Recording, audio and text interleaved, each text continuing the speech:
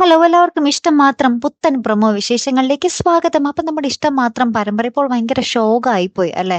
നമ്മുടെ ഇഷിത മഹേഷ് ആ ഒരു വിവാഹം കഴിഞ്ഞപ്പോൾ നമ്മുടെ ചിപ്പിമോള് അവർക്ക് തിരികെ കിട്ടിയപ്പോഴൊക്കെ നമ്മൾ പ്രേക്ഷകർക്ക് ഭയങ്കര സന്തോഷമായിരുന്നു. പക്ഷെ പിന്നീട് ഭയങ്കര ഒരു ചേഞ്ച് ആയിപ്പോയി കഥയ്ക്ക് അല്ലെ. ഭയങ്കര ഒരു ശോകത്തിലായിപ്പോയി ഇപ്പൊ പോകുന്നത്.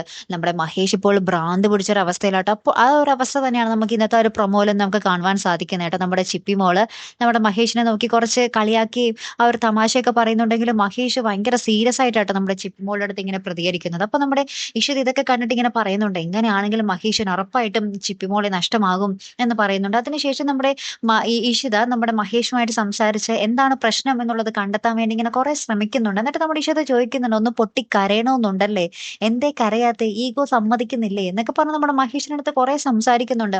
ശേഷം നമ്മുടെ മഹേഷ് ഒരു ഭ്രാന്തനെ പോലെ കിടന്ന് ആ ഒരു കട്ടിലേക്ക് കിടക്കുകയും ആ ഒരു എന്താ പറയാ വിങ്ങിപ്പൊട്ടുകയും ചെയ്യുന്ന ഒരു ദൃശ്യങ്ങളൊക്കെ തന്നെയാട്ടോ കാണുവാൻ സാധിക്കുന്നത്. ഒടുവില് നമ്മുടെ മഹേഷ് നമ്മുടെ ഇഷിതയുടെ അടുത്ത് പറയുന്നുണ്ട്, എനിക്കറിയാം നിങ്ങൾ പ്രസവിക്കാതെ തന്നെ ചിപ്പിമോൾക്ക് അമ്മയായി, അമ്മയെ ഞാനായിട്ട് നഷ്ടപ്പെടുത്തുന്നില്ല എന്നും പറഞ്ഞിട്ട് നമ്മുടെ മഹേഷിന്റെ പാട് നോക്കി പോകുന്ന ഒരു ദൃശ്യങ്ങളാട്ടോ നമുക്ക് കാണുവാൻ സാധിക്കുന്നത്. അപ്പൊ ഇഷിതയാണെങ്കിൽ എന്ത് ചെയ്യണമെന്ന് അറിയാതെ ഇങ്ങനെ ഇരിപ്പുണ്ട്.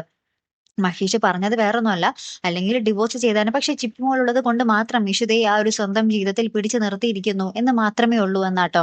അപ്പൊ ഇനി എന്തൊക്കെയാകും സംഭവിക്കാൻ പോകുന്നത് അല്ലെ. ഇനി നമ്മുടെ മഹേഷ് നമ്മുടെ ഇഷിതയെ മഹേഷ് തന്നെയാണ് നമ്മുടെ ചിപ്പിമോളുടെ സ്വന്തം ഡാഡി എന്ന് തിരിച്ചറിയുന്ന ഒരു നിമിഷത്തിലായിരിക്കും ഇനി മഹേഷിനെ ഒരു സന്തോഷവാനായിട്ട് കാണുവാൻ സാധിക്കുന്നത് അല്ലെ.